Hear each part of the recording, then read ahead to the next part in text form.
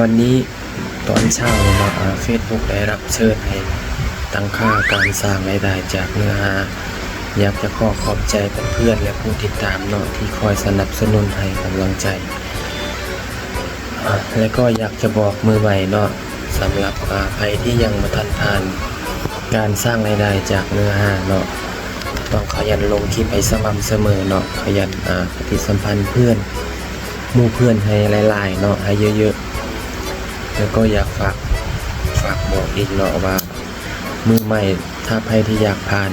แบบนี้ไวๆเนาะให้มันไปเช็คหลังบ้านให้สะอาดเนาะถ้าเช็คให้มันสะอาดบ่โดนเพื่อนๆกับผ่านคือกันเนาะสู้ๆทุกคนเด้อสำหรับใครที่ยังบ่ผ่านก็ฝากกดไลค์กดติดตามให้เด้อ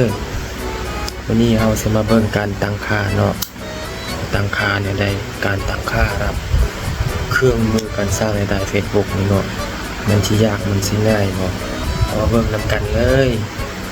ก็จะมีสำนีเนาะทุกคน